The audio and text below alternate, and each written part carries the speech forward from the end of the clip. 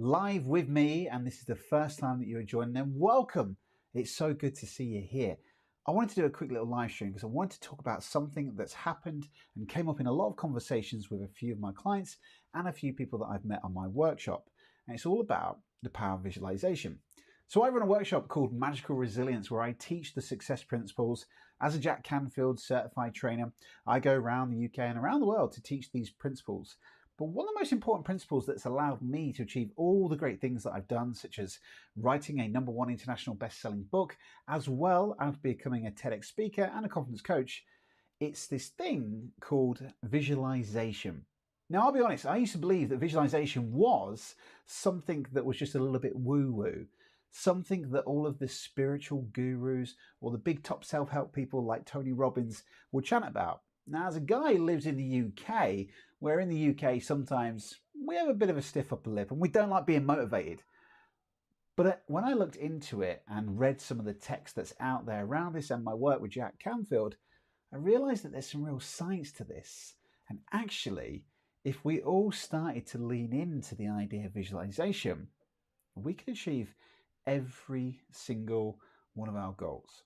So let's just talk a little bit about what this is, because it's one of the things that's been happening for decades. Elite athletes have been using the power of visualization for decades. They will not only do a physical rehearsal, but they'll do something called a mental rehearsal. And a mental rehearsal is where you physically, in your mind, visually play a movie in your mind of the goal that you're trying to achieve, but playing the movie as if it's already completed. So let me give you a bit of an example of this. One of my goals that I wanted to achieve many, many years ago was to become a TEDx speaker. Now, little boy Ricky from the little local town of Whittlesea, which is in a place on the east side of Peterborough, which is true, by the way. I live in the Fens, and in the Fens, we have web feet and web fingers. So it is true, by the way, what they say. We're incredibly good swimmers, and as a bonus, everybody's related. But if little boy Ricky had this wonderful dream about becoming a TEDx speaker, and at the time there was a lot of imposter syndrome of who am I to do this big thing that I see all these most amazing, incredible speakers do. So I decided to put this test, to practice. And my mentor, Jack Canfield, taught me about this idea about releasing the brakes. Sometimes when we have a goal, it's like driving a car, but with the handbrake on. When that handbrake is on, you can't really go anywhere. And this thing of the power of visualization is what allows for that handbrake to come back down and allow you to get to where you want to.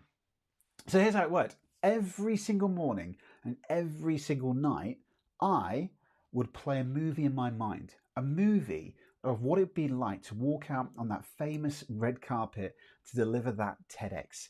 And I used to sit there and people would think I'm a madman. My wife used to think I was crazy because every morning I'd close my eyes, I'd sit there in silence, play that movie, and what I'd do is I'd make it so realistic that the brain wouldn't be able to tell the difference between what was vividly imagined or what was real. And I'd imagine that moment of walking out onto the TEDx, seeing the audience, seeing all the wonderful lights, getting that massive round of applause, and then walking off stage.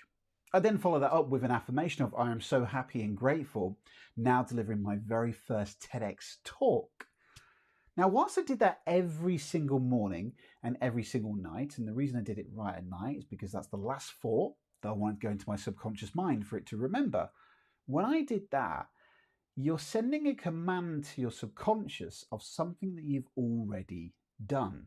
By stating that affirmation of I am so happy and grateful, that states it as if like it's a present thing, that it's already been achieved. But here's the caveat to that makes this even stronger, which is why I want to introduce this book. This was a book that I read a long time ago, but didn't really go into full context to it. And I picked it up back recently, and it's massively reminded me of so many things about the power of visualization and the things that we do.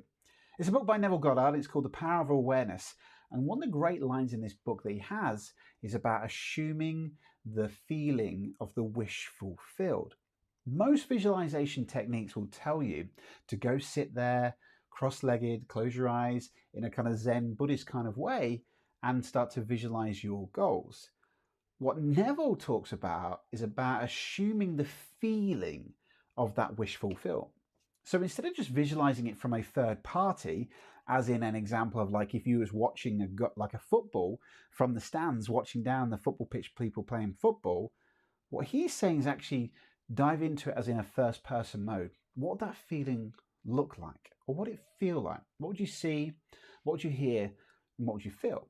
In my case of walking out onto that famous red carpet, I was feeling the noise, the audience, the crowd going wild, that little feeling of my shoes standing on that soft red carpet, and what it'd feel like to be in that theatre.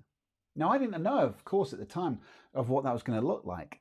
But here's the most important thing of why this really works. When you start to visualize a goal as already completed, your brain does this most miraculous thing, which is called structural tension. And what it does, it starts to distinguish that there's a vision that Ricky wants over here, and there's a current reality of where he's at. We need to bridge the gap. So for example, if I was to stand here and just close my eyes and visualize saying, I'm in Hawaii, I'm in Hawaii. Now in the UK, it does feel like Hawaii at the minute. It's about 30-degree heat. It's really, really hot. However, if I start doing that over and over and over, what's going to happen is that my brain is going to go, he keeps talking about this thing. He's not really giving up on this, is he? Maybe we should help him. And because I'm planning that in my subconscious of I'm so happy and grateful in Hawaii, that's where all the opportunities start to happen. Exactly as I did it. When I start to visualize my goal, walking out that TEDx already completed, that's when all the opportunities start to happen. Structural tension happens. Then all the things that I didn't notice started to come into my remit. It's a bit like right now. If you're watching this live, you're probably not thinking about your right foot right now. Oh, maybe you are right now, and that's because I've just told you. So where was that information before? It was filtered out by your brain, because your brain can't simply take all the information that is around us, because if not, we would implode. So what it does is you can start to filter the things that you want. When I started to achieve that goal of my TEDx dream, all the opportunities started to suddenly arise. I started to meet connections who also wanted to do TEDx talks, and I thought, this is so weird, this is bizarre, this is the universe talking. And ideally it is. But what was really interesting was that all of the things that I started to look into suddenly came my way. I started meeting connections like Nikki Kinsella, and she started saying to me, I want to do a TEDx too. Oh yeah, I'm doing one in TEDx Northwich. And I went, no way. And suddenly all these things started to pop up. So that's the science behind it.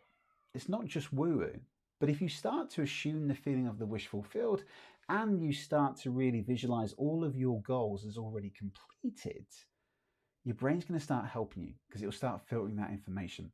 That's all I did. Continuously, over and over and over. I just was very committed to what it is that I wanted. I had no idea how I was going to do it, but I trusted the process. I knew that if I committed to the what, the how will show up. And it did. All these things started to happen. Mentors started to come in my life. They started to help me write the speech, help me to perfect it, and even help with the stagecraft, and even consult my friend, Chris Wilder, who actually helped me with the box that I used on the TEDx talk. If you don't know what I'm on about, if you've not seen a TED Talk, don't worry about it. Head to the link in the description. We'll share that in there. But the question is this. What if you were to do this? What if you had a goal that you were so passionate about, and every morning when you woke up and every night before you went to bed, you start to visualize that goal as already completed? If you keep doing that over and over continuously, your brain will open up the filters to start looking for the opportunities that will help you achieve that goal. So I wonder, assume the feeling of the wish fulfilled. If you started to do this over and over again, I wonder, what will your life look like maybe 5 years from now? Thanks for joining this live. I hope you enjoyed it. This was a little tester for me to retest some of my equipment that I've got. If you enjoyed this, then put a link down in the comments, and also subscribe, because it lets me and it lets the YouTube platform know that this content is what people want to hear. But I really enjoyed being on here today. I hope you enjoyed the story, and give it a go. Let us know how you get on visualizing your goal. But hopefully we'll speak soon. Take care. Bye-bye.